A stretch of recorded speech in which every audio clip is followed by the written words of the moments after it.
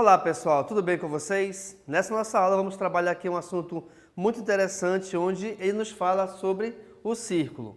Inicialmente você tem que notar a diferença entre circunferência e círculo, beleza? Bem, a circunferência é essa parte de verde onde na verdade ela representa o contorno do círculo. E se a circunferência é o contorno do círculo, logo então o círculo é a parte interna em relação a essa circunferência. Isso quer dizer então que o círculo é toda essa parte pintada que está dentro desse contorno da circunferência, tá bom? Bem, nesse caso então o que acontece? Nós podemos determinar duas medidas aqui bem importantes, onde essas medidas são comprimento e área, tá bom? O comprimento, pessoal, ele é dado pela seguinte fórmula: 2 vezes π vezes r, que no caso é o raio, tá bom? E aí, no caso aqui também nós temos a área, onde é dada por área igual a π vezes o raio elevado ao quadrado. Deixa eu te mostrar aqui um exemplo de cada um deles, como funciona o cálculo do comprimento e como funciona o cálculo da área, tá bom? Gente, em relação a esse π, nós temos algumas situações que são as seguintes. Se de repente uma questão qualquer, né, uma atividade qualquer, ela pede de repente o cálculo em relação a π e ela não te dá o valor do π, sempre considere-o como sendo igual a 3,14, tá? Por quê? Porque esse π, na verdade, ele é um número irracional. Sendo um número irracional, ele é representado por um número decimal, sendo que essa parte decimal do número, ela não tem período, tá? Então, são infinitas casas que não possuem período. Bem, se esse número não possui período, automaticamente esse número ele é chamado de irracional, sendo assim, ele não pode ser escrito em forma de fração. O que isso quer dizer? Quer dizer que este π, tendo seu valor igual a 3,14, eu só estou pegando uma parte da sua parte decimal, tá bom? Eu estou considerando apenas, no caso, duas casas decimais dentro de infinitas casas existentes, beleza? Então, o que acontece? Vamos supor o seguinte, vamos considerar para os dois exemplos que o raio seja igual a 3, tá? Tanto para cá quanto para cá. Legal. Se o raio é igual a 3, como é que a gente faz inicialmente para calcular o comprimento? Vamos lá. O comprimento é dado por 2 vezes π vezes o raio, tá certo? Só que o raio vale 3, então vamos lá aqui, olha só. Eu vou ter 2 vezes o π, que é igual a 3,14, vezes o raio, que é igual a 3. E aí eu vou multiplicar aqui, reparem que vai ficar o seguinte.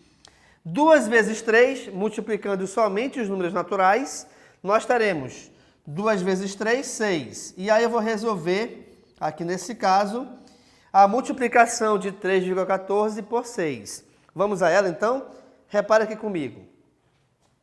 Eu tenho 3,14 vezes 6. E aí eu vou resolver esta multiplicação normalmente. Mas 3,14 é um número decimal. Não tem problema, pessoal. Você resolve a multiplicação do jeito que você está habituado e no resultado final você tira a quantidade de casas referentes a essa parte decimal. Deixa eu te mostrar como é que funciona isso.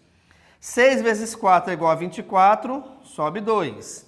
Até porque a gente não consegue escrever dois algarismos em relação a uma casa somente, tá bom? 6 vezes 1 é 6, somado com os dois lá de cima, temos como resultado igual a 8. 6 vezes 3 é igual a 18. Só que repare que o nosso número, ele possui duas casas decimais. Sendo assim, então, eu vou pegar minha vírgula e também andar duas casas para a nossa esquerda. Mas espera aí, professor, eu não estou vendo aqui vírgula nenhuma. É porque, na verdade, ela está aqui no final do número. E toda vez que a vírgula estiver no último algarismo da direita, não há necessidade de escrevê-la. Sendo assim, então, reparem, uma, duas casas, uma, duas casas. Então, nosso comprimento, ele equivale a 18,84, vamos chamar de centímetro, tá? Gente, o comprimento é o valor referente a uma medida só. Então, a resposta que você acha, aqui nesse caso, sempre em relação a centímetros ou metros, quilômetros, não sei. Mas a unidade de medida, ela tem expoente igual a 1, ok? Vamos agora para a área. Reparem, a área equivale a π vezes o raio elevado ao quadrado. Nesse caso, de novo, eu estou considerando o raio igual a 3. Legal. Então, a gente vai ter área igual a 3,14 vezes 3 elevado ao quadrado. Opa, eu tenho aqui a multiplicação de dois fatores, sendo que um deles está com potência. Primeiro, resolve essa potência. Sendo assim, teremos o seguinte, olha só. Eu vou ter 3,14 vezes 3 ao quadrado, cujo resultado é 9. Até porque 3 vezes 3 é 9. Sendo assim, pessoal, eu vou ter que resolver a multiplicação de 3,14 por 9. Eu vou fazer essa multiplicação aqui em cima, tá? Então, teremos assim, reparem.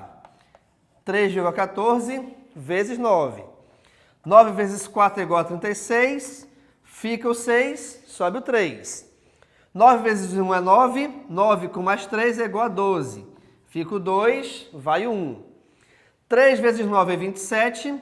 27 com mais 1, 28. E como nós estamos multiplicando um valor, um número decimal por um natural, o que acontece? Assim como fizemos aqui embaixo, eu tenho que considerar também a quantidade de casas decimais. Sendo assim, como aqui nós temos duas casas decimais, automaticamente eu vou ter que tirar duas casas andando para a nossa esquerda. Então, olha lá, 1, 2.